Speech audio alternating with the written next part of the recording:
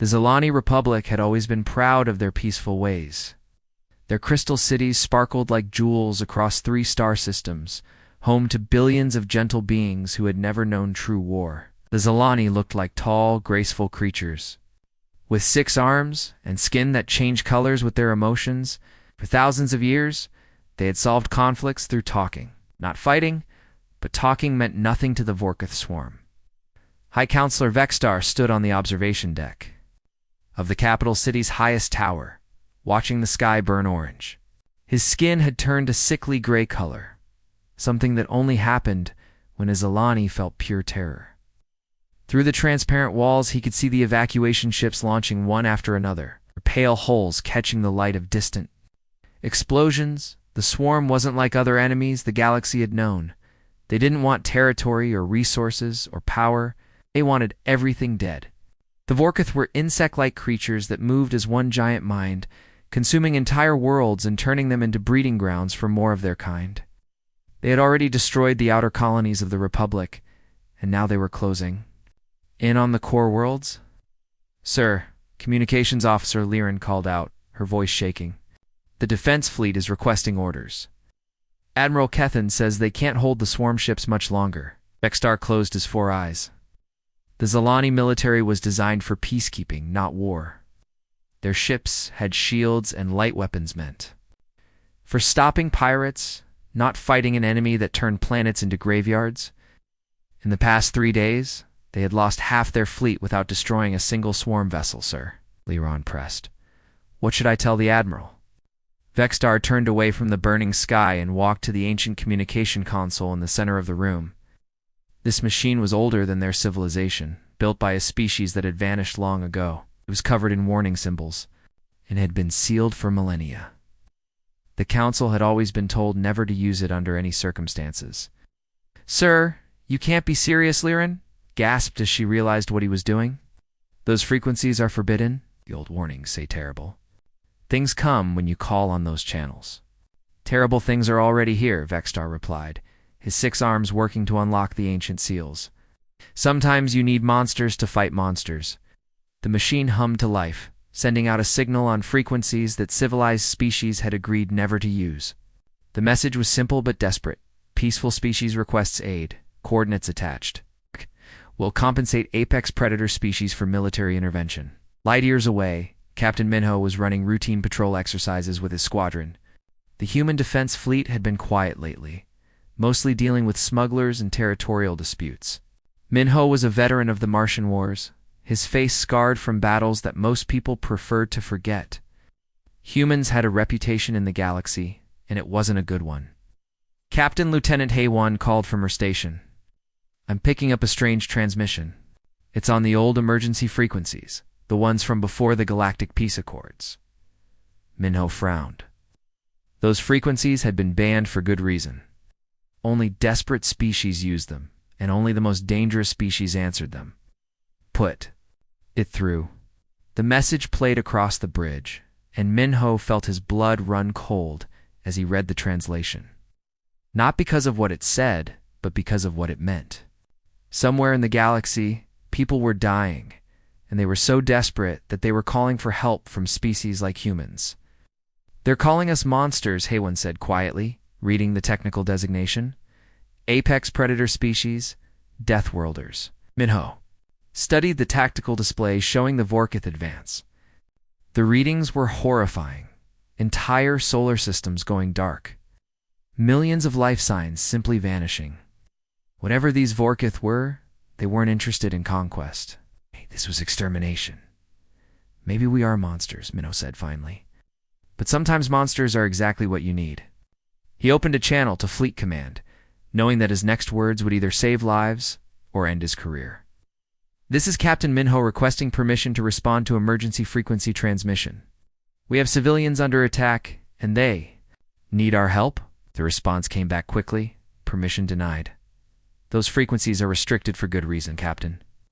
Minho looked at his crew, seeing the same determination in their eyes that he felt in his heart. Humans had spent decades trying to prove they belonged in civilized society. But sometimes, civilization needed someone willing to get their hands dirty. "Understood, Command," he said.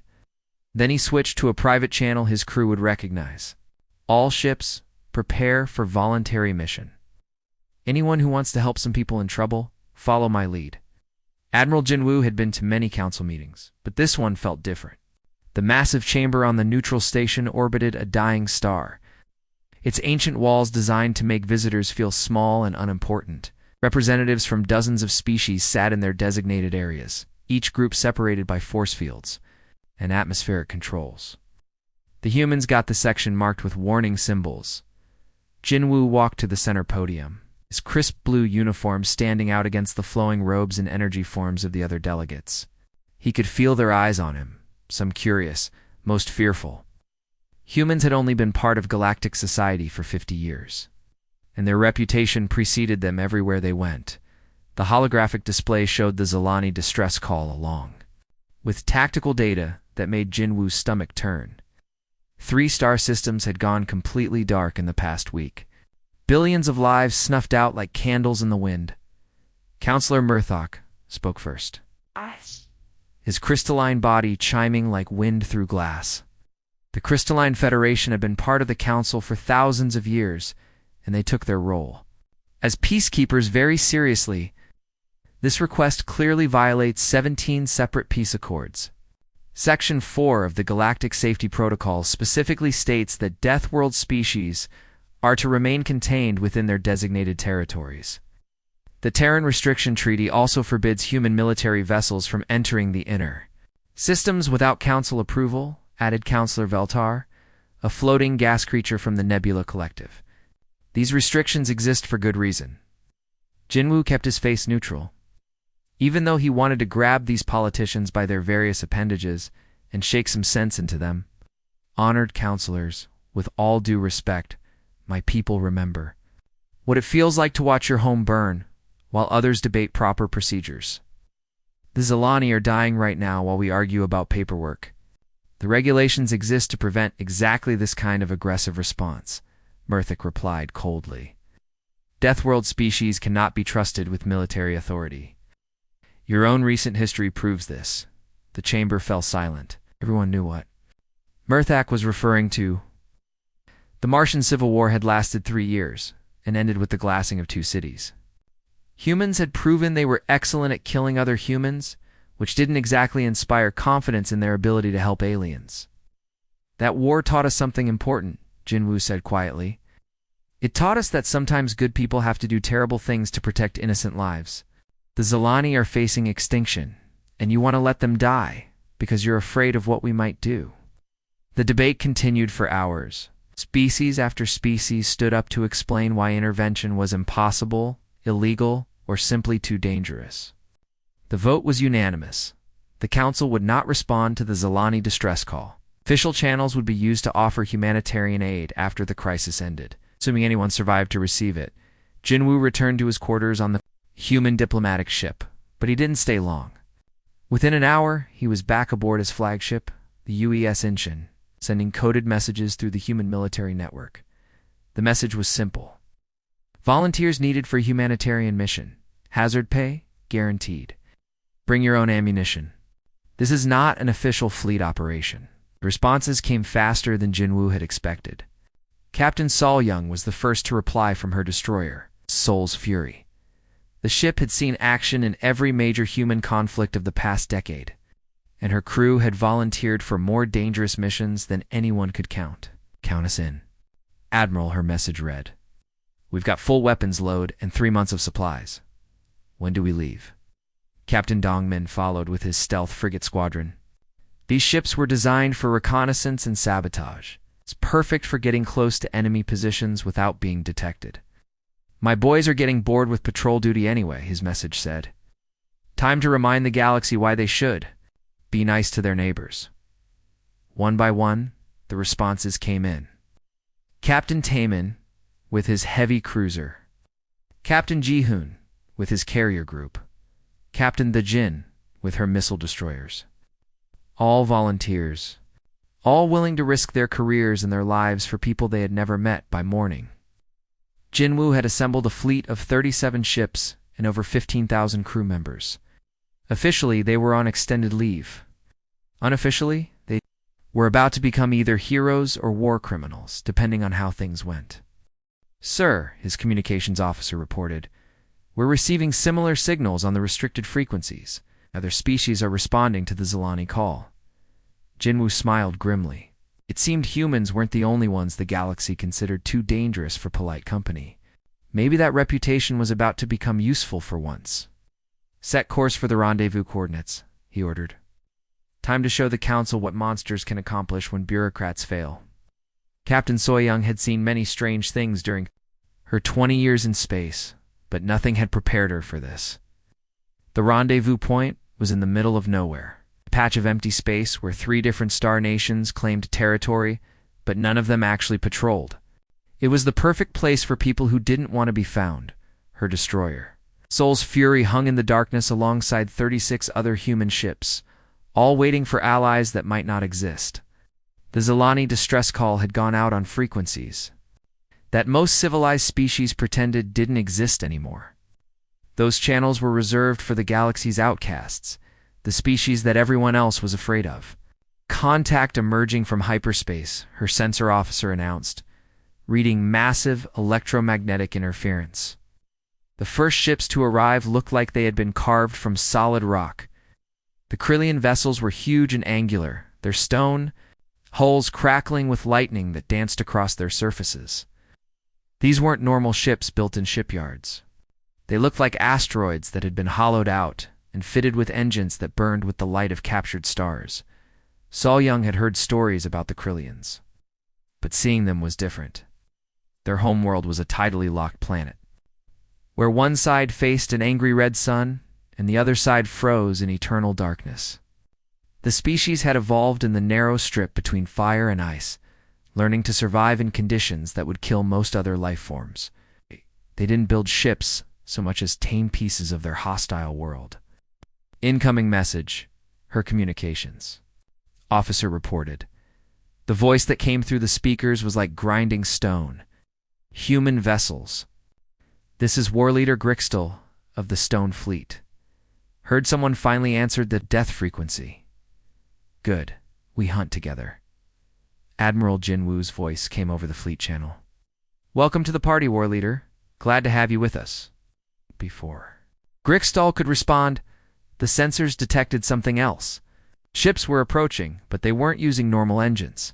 These vessels glowed like miniature suns, burning so bright that the viewing screens had to dim automatically to prevent blindness. The thermophage. Its clans had arrived. Soyoung watched in fascination as the energy beings took formation alongside the human and Krillian fleets.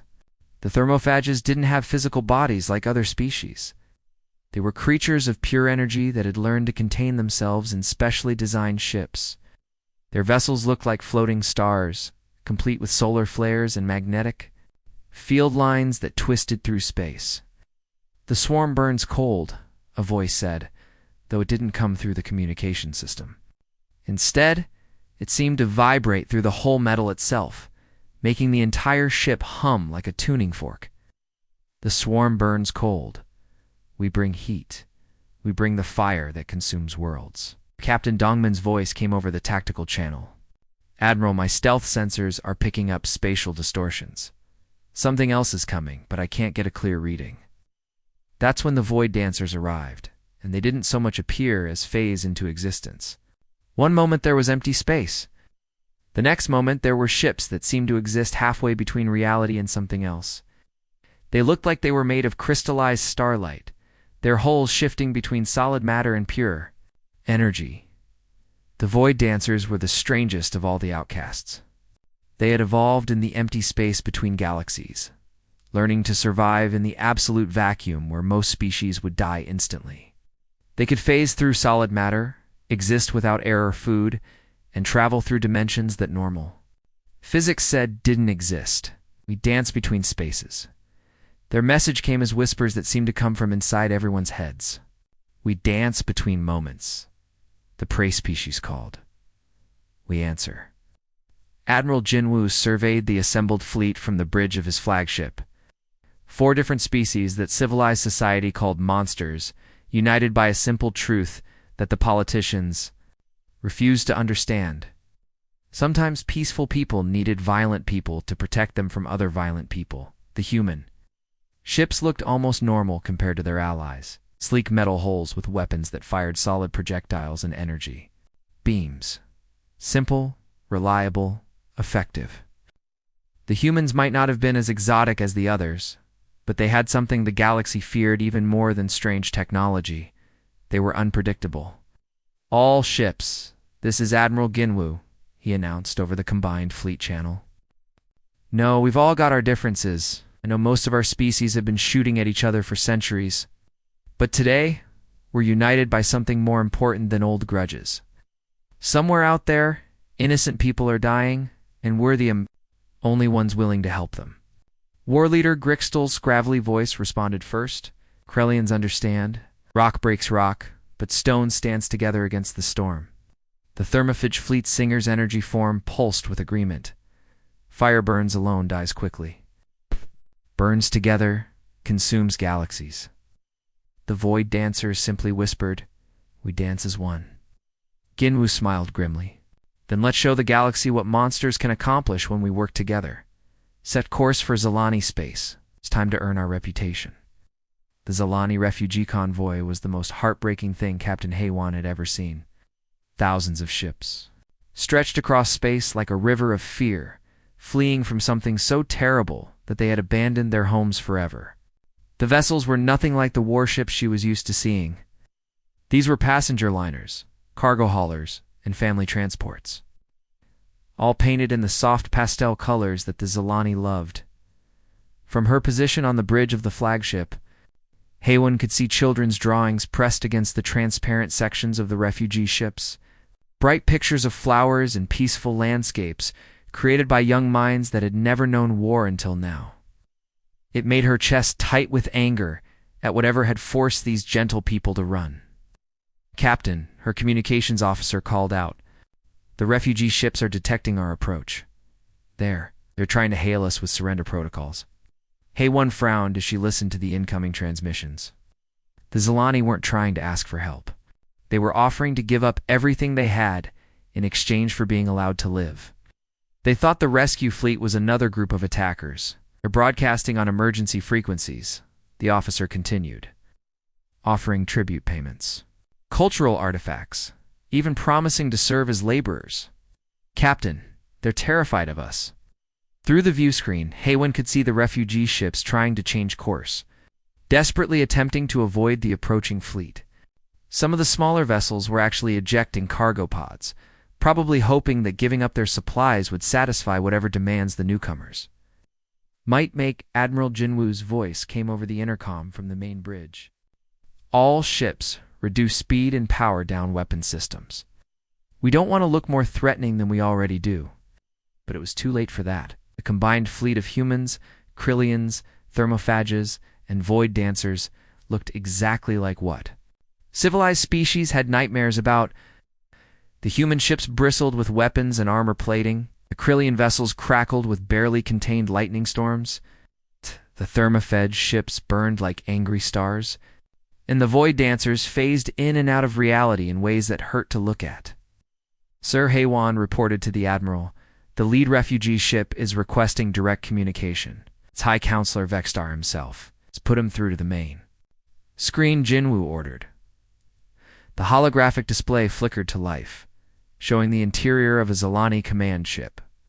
High Counselor Vextar stood in the center, his 6 arms spread in what Haywan recognized as a gesture of complete surrender. The Zalani leader's skin, which should have been a beautiful, shifting rainbow of colors, had turned a sickly gray-white. His compound eyes were wide with pure terror.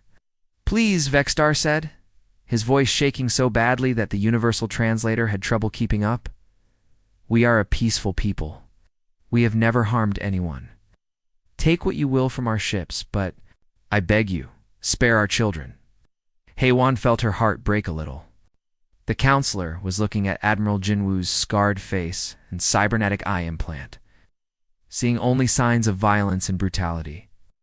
To the Zalani, the Admiral probably looked like their worst nightmares come to life. "We have valuable cultural artifacts," Vextar continued desperately. "Our best minds, our most beautiful art, our most precious medicines. Whatever you desire, we will provide. Just please, let our young ones live. Admiral Jinwoo leaned forward slightly, his expression gentle, despite his intimidating appearance. "Hi, Counselor Vextar," he said quietly. "We're not here to hurt you. We're here because you called us." Confusion flickered across Vextar's features. "Called you? I don't understand." 3 days ago, your people sent out a distress signal on the emergency frequencies, Jinwoo explained patiently. You asked for help from apex predator species. We answered that call. The understanding hit Vextar like a physical blow. His skin color shifted through several different shades of shock and horror as he realized what had happened. The forbidden signal had actually worked.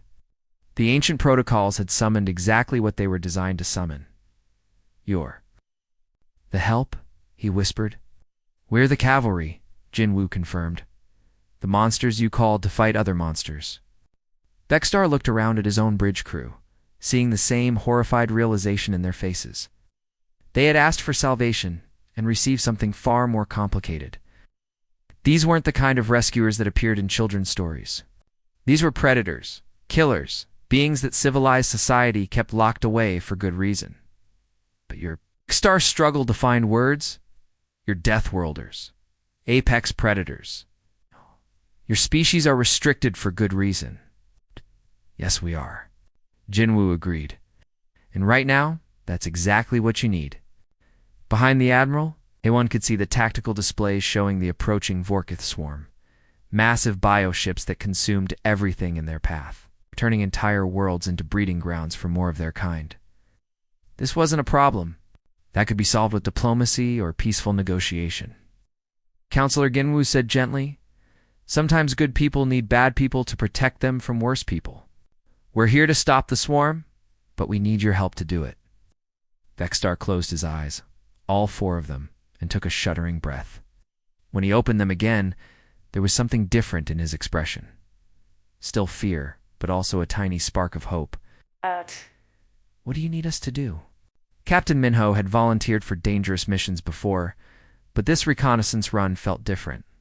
His stealth ship, the UES Shadowwalker, was designed to slip past enemy sensors without being detected. The hull was coated with materials that absorbed scanner beams, and the engines ran so quietly that they barely registered on most detection systems. But stealth technology meant nothing if there was no one left alive to hide from. Captain Lieutenant Sojin called from her sensor station, her voice tight with disbelief. I'm reading the outer Zilani colonies, but the signatures are all wrong. The planetary masses are there, but everything else is. She trailed off, staring at her displays with the expression of someone trying to make sense of impossible. Data Minho moved to look over her shoulder at the readings. What he saw made his stomach turn. The planets were still there, but they had been completely transformed. Where once there had been cities and farms and natural landscapes, now there were only massive organic structures that pulsed with sickly light. Are those buildings? He asked, pointing at structures that seemed to be made of living tissue. I don't think so, sir, Sojin replied, her hands shaking slightly as she adjusted the sensors for a closer look. The readings suggest they're more like organs. Massive biological systems that span entire continents. Beside them, their Void Dancer ally phased partially into reality, its crystalline form flickering between dimensions. The alien's mental voice whispered directly into their minds, the world flesh grows.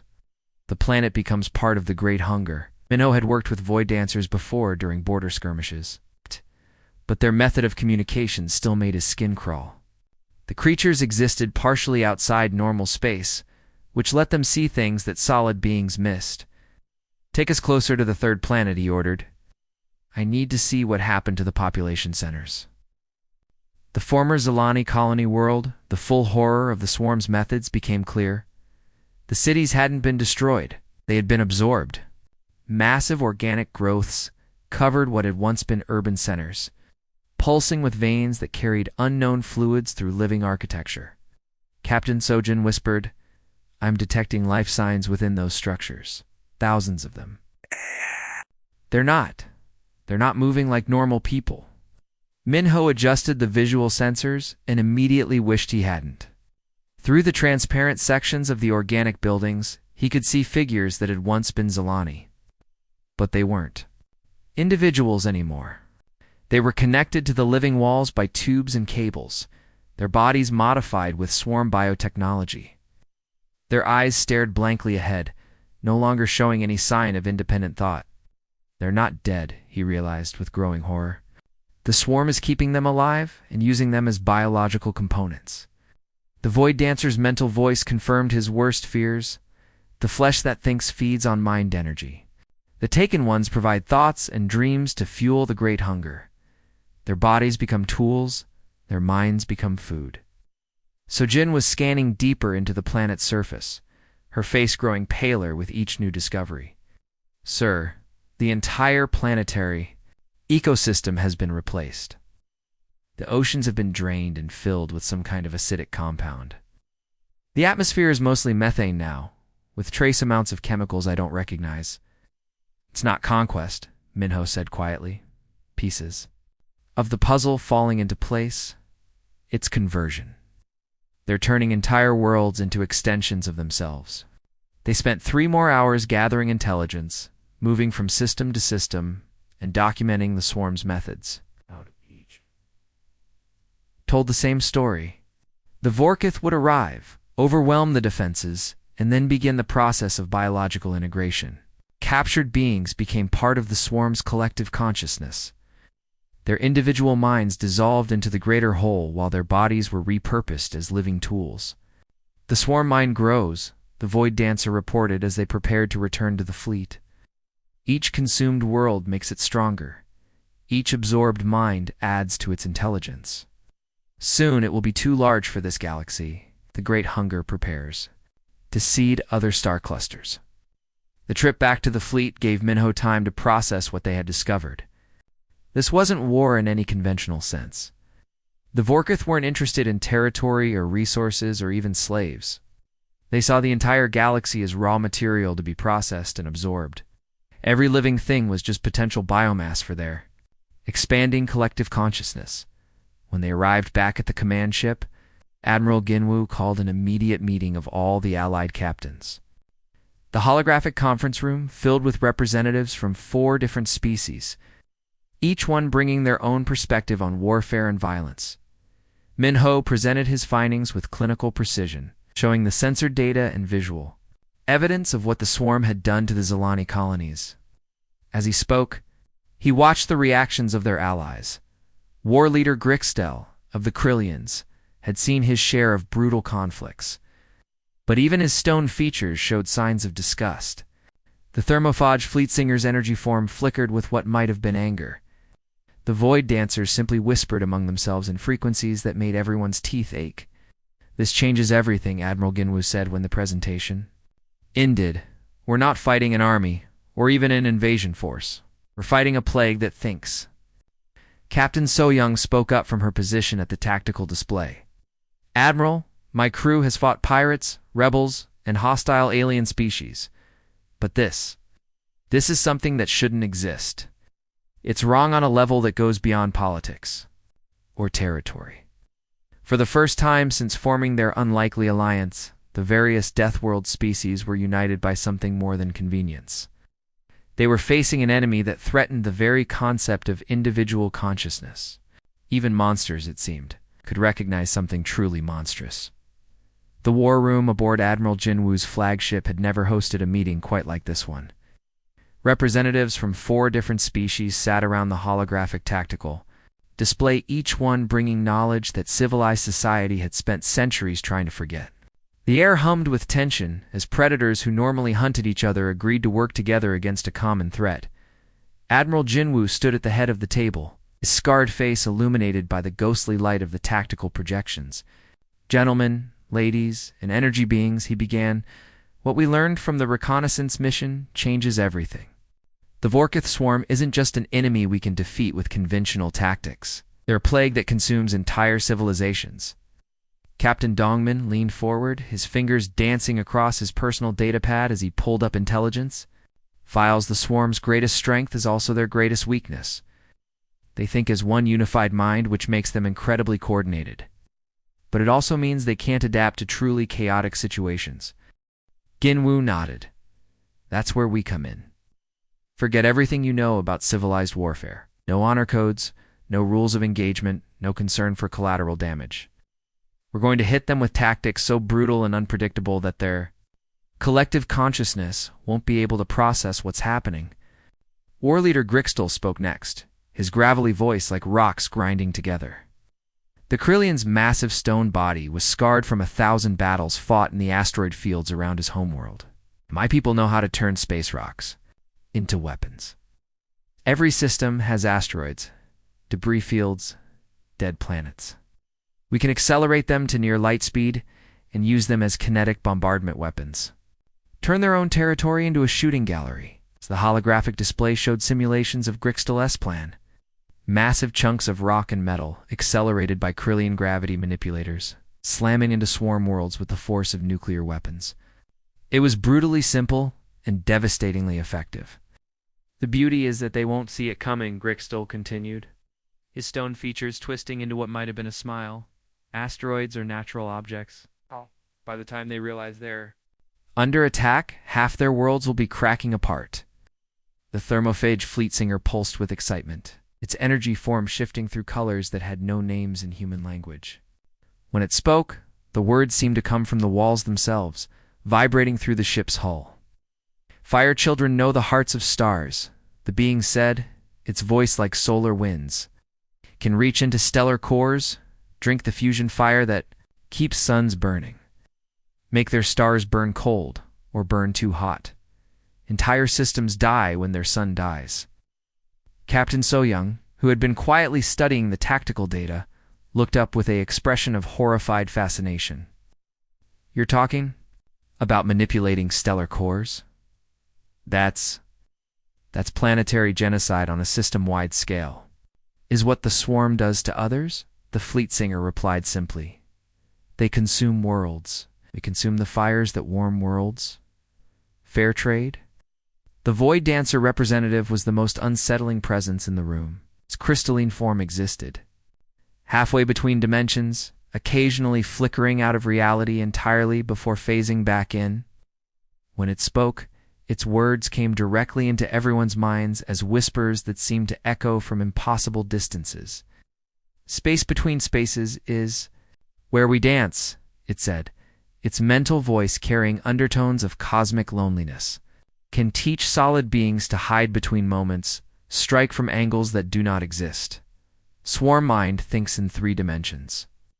We will teach you to attack from the 4th.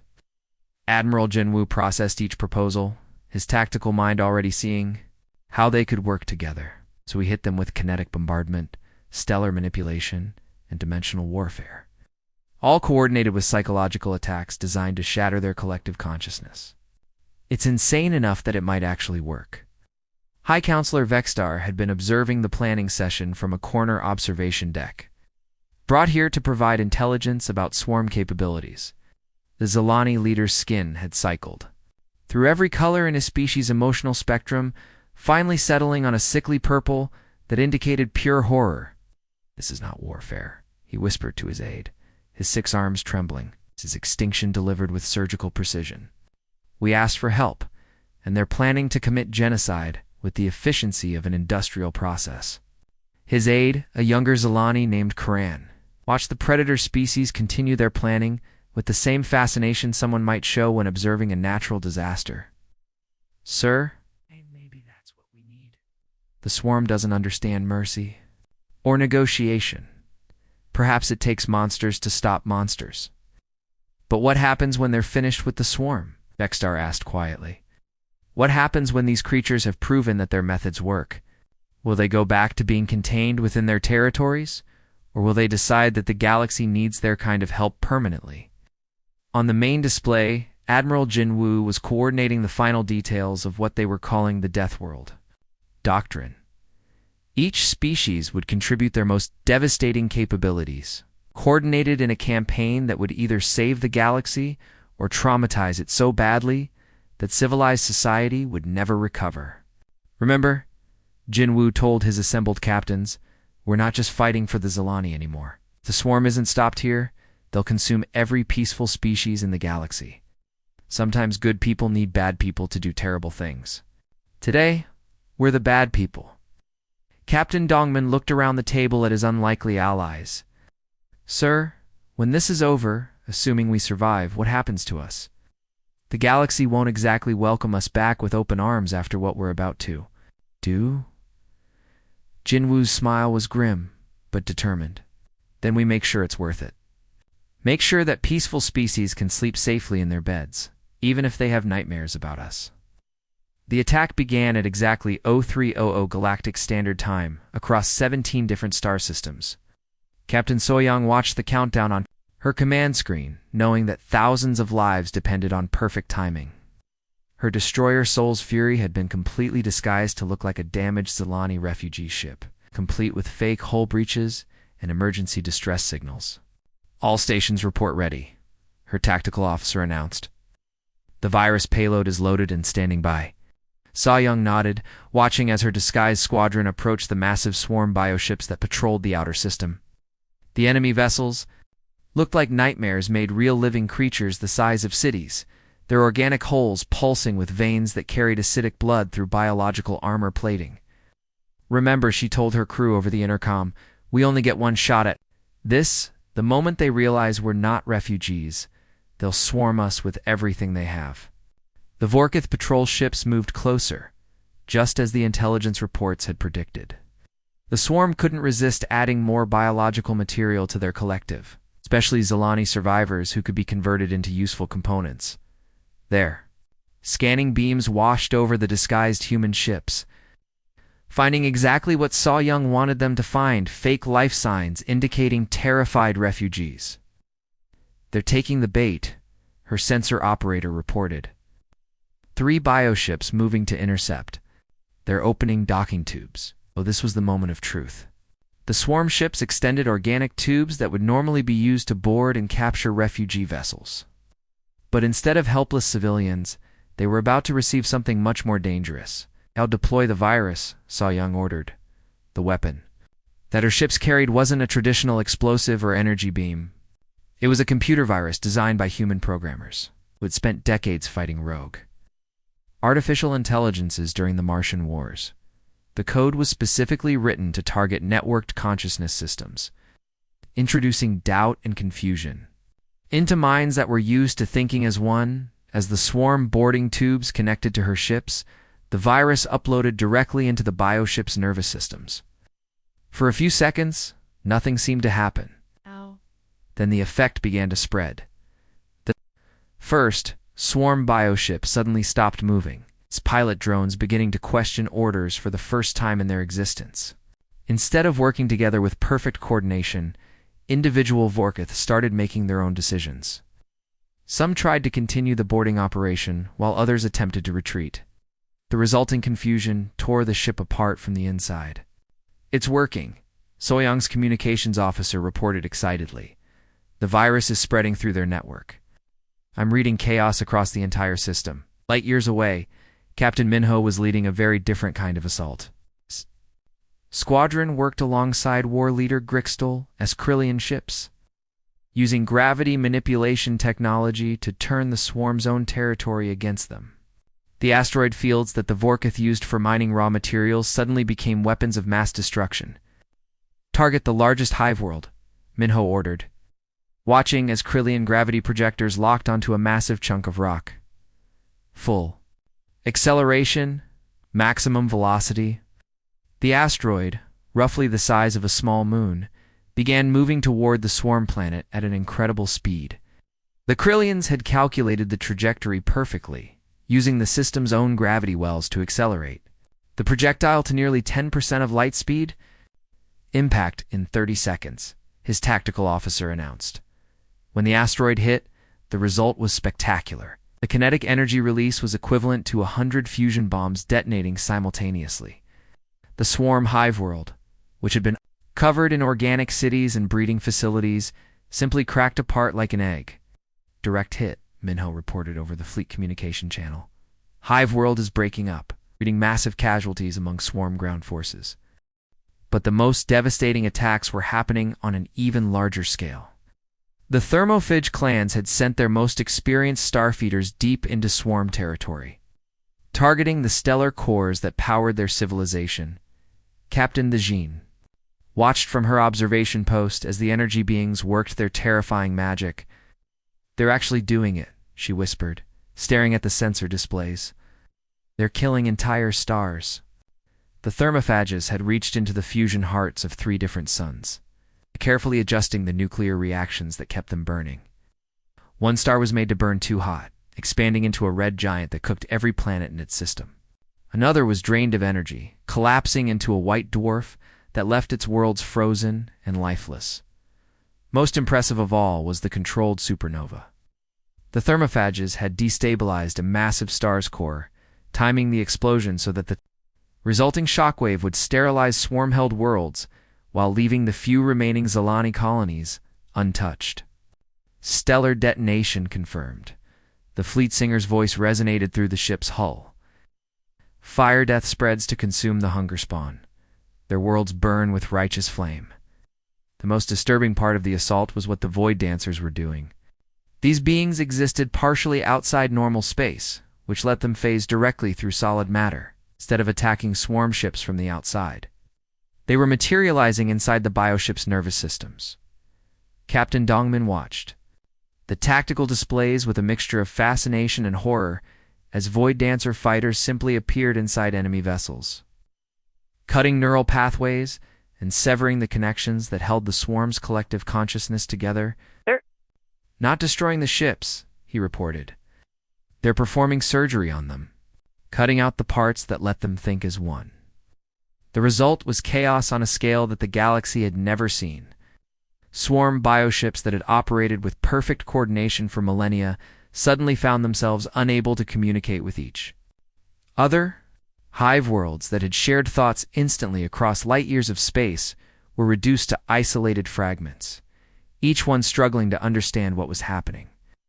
"All wings report successful penetration," Admiral Jinwoo announced over the fleet channel.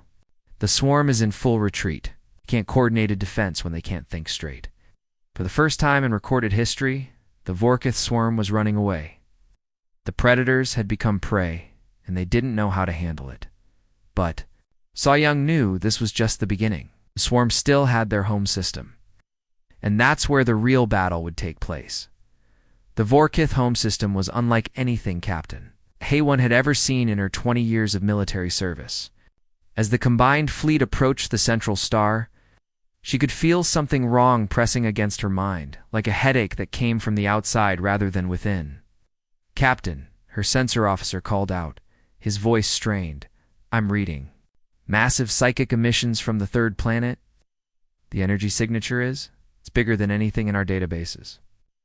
Haywon looked at the tactical display and felt her blood run cold. The planet itself was moving. Not orbiting, but actually shifting position in space, as if something the size of a world was consciously deciding where it wanted to be. "That's not a planet," she whispered. "That's the Queen." The original Vorkith Queen had been growing for millions of years, feeding on the psychic energy of countless absorbed civilizations. She had become so massive that her physical body was indistinguishable from a small world. Her consciousness so powerful that it could reach across star systems. To control her swarm, all ships maintained minimum safe distance. Admiral Jinwoo's voice came over the fleet channel. "We're getting reports of crew members collapsing. Something is affecting our minds." On the bridge of the Soul's Fury, Haywon watched her own crew begin to show signs of distress. Her communications officer was staring blankly at his console, drool running down his chin. The weapons operator was muttering to herself in a language that didn't exist. "Sir," she reported to the Admiral, "we're losing people. Whatever that thing is doing, it's turning our crew into zombies." The Queen's psychic influence was unlike anything they had prepared for. Instead of attacking their ships directly, she was reaching into their minds and absorbing their consciousness into her collective. One by one, crew members across the fleet were losing their individual identity and becoming extensions of the swarm. "Conventional weapons are useless," Haywon reported, as she watched antimatter warheads simply bounce off invisible barriers around the Queen's massive form. "She's got some kind of psychic shield. Our heaviest weapons can't even reach her. Captain. Minho's voice came over the tactical channel, tight with desperation. Sir, half my crew is gone. They're still breathing, but they're not responding to orders. They just sit there staring at nothing. The situation was getting worse by the minute. The Queen was too powerful to approach, too well defended, too damaged. And every second they stayed in the system cost them more crew members to her mental domination. That's when Admiral Jinwoo made the decision that would haunt him for the rest of his life. All ships, prepare for emergency mind link protocol, he announced over the fleet channel. We're going to think as one, but we're going to stay ourselves. A1 felt her heart skip a beat. The mind link was a theoretical procedure that had never been tested in combat. The idea was to temporarily merge the consciousness of multiple species while maintaining individual identity. It was incredibly dangerous, and most experts thought it was impossible. Sir, she called out, the risks of mental linkage during combat are— I know the risks, Captain, Jinwoo interrupted, but it's the only way. The Queen has never faced a collective consciousness that chose to remain individual. We're going to give her something she can't absorb. The process began with the humans. Captain Soyoung, Captain Dongmin, Captain Minho, and dozens of other ship commanders opened their minds to each other, sharing thoughts and tactical awareness while fighting to maintain their own personalities. It felt like drowning in other people's memories while trying to remember your own. Name. Krillian ships, join the link, Jinwoo ordered. War leader Grixtel and his stone warriors added their consciousness to the merge, bringing with them the raw determination that came from evolving on a world where survival required absolute willpower. Their mental presence felt like granite foundations under the more flexible human thoughts. Thermophage clans, we need your fire. The energy beings contributed something entirely different, pure emotion converted into psychic force. Their fury at the swarm's crimes burned through the mind link like controlled lightning, giving the merged consciousness a weapon that could strike at purely mental targets. Void dancers show us the spaces between thoughts. The strangest contribution came from the beings that existed partially outside reality. They taught the collective consciousness how to think in dimensions that didn't follow normal rules, how to exist between moments, and attack from angles that shouldn't exist.